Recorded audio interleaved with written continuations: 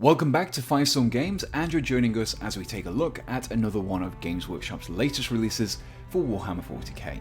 The kit in question is part of the ongoing wave of new Space Marine and Necron releases, and is of course this Hexmark Destroyer. As always, we will be building this kit whilst talking about its features and rules before taking a look at the assembled miniature. So, let's get started. Hexmark Destroyers began their proverbial life as death marks, the elite sniper assassins. However, upon becoming a part of the Destroyer cult, their focus, while still having a preference for ranged engagements, became much more up close and personal. Preferring to operate at a closer range, the Hexmarks took the term six shooters to its literal meaning and now sport 6 arms, each topped with an enigmatic disintegrator pistol. So, how does this Necron gunslinger operate on the battlefield? While other spider-limbed destroyers like the Scorpex prefer to be up in the action, dealing out their damage in the combat phase, the Hexmarks really shine in the shooting phase. With a ballistic skill of 2+, the Hexmarks are all pretty adept at range. However, when combined with Inescapable Death, which allows you to ignore any ballistic skill or to hit modifiers, and Hardwired for Destruction, which allows you to reroll any rolls of 1 to hit, missing shots with your Hexmark should be a rarity. So what kind of damage is the Hexmark inflicting with this near perfect aim?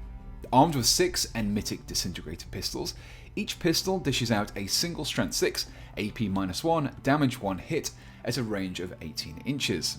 So on the face of things, you get 6 shots in total. However, the Hexmark also has a special rule called Multi-Threat Eliminator. This ability allows a single extra shot to be generated by each pistol, should a shot from it destroy an enemy model. This is capped at 1 extra shot per pistol, but it does mean that you have the potential for 12 shots per turn. When you pull all of these together, what you're left with is an excellent anti-chaff unit. By targeting lower toughness and more poorly armoured yet plentiful units, you can really put the Hexmark to good use. Units such as Toughness 3 Cult Neophytes, Guardsmen and Gaunts will be hit on a 2+, with rerolls, wounded on a 2+, and will only have at best a 6+ armour save. So with this, it's completely feasible that the Hexmark can chew through a full strength squad in a single turn. Even if he is unable to wipe out the unit with its weapons, he's likely to at least trigger combat attrition and really put a dent into them. Combine this with the ability to deep strike this unit at the end of a movement phase, and your opponent's cheap backfield objective holders will have something to worry about. Now, even though the Hexmark performs best in the shooting phase, he's no pushover in combat either. However, saying that, it's probably best to let your opponents come to you. Inescapable Death allows the Hexmark to hit on a 2+ during Overwatch, and as these are ranged attacks, he still benefits from his extra shots and reductions in modifiers. And even if he does get locked in combat, he can still put his pistols to good use. But even though the Hexmark is a ranged powerhouse, he's not incredibly resilient. He does have Toughness 5 wounds and an armor save of 3+, and the Living Metal ability, but some focused range fire could quickly silence his pistols.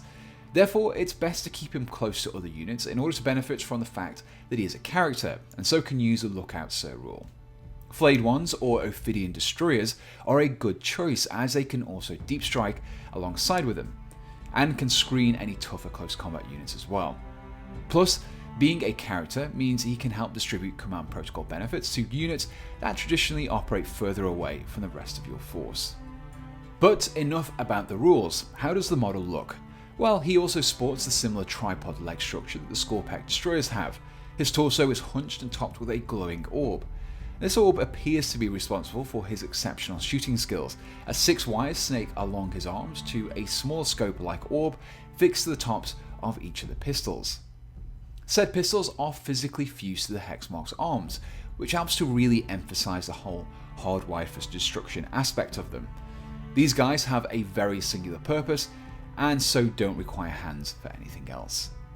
The head of the Hexmark alludes to his Deathmark past. However, instead of a single cyclopean eye, the Hexmark features a choice of 2 different heads. One with an additional 6 lenses arranged around a central eye, and one with 6 eyes arranged in 2 columns. These additional lenses are no doubt one for each of the 6 guns. The result, when combined with the multiple limbs, creates the appearance of a spider-like being, while still being easily recognisable as a Necron. So let's finish the build and take a look at the finished model. And so that concludes our look at the Hexmark Destroyer. As he is a character, don't expect a whole deal of customization in this kit, beyond that alternate head.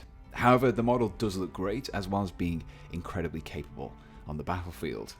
So if you're looking to pick this kit up for yourself, you'll be able to save yourself a little money, as you'll find this kit with at least 10% off the RRP on the Firestorm Games web store, which you can find a link to in the description below. If you enjoyed this video, feel free to leave your comments and subscribe to be kept up to date with all of our future videos. And so we should say a big thank you for watching this video, and we hope to see you again on Firestorm Games.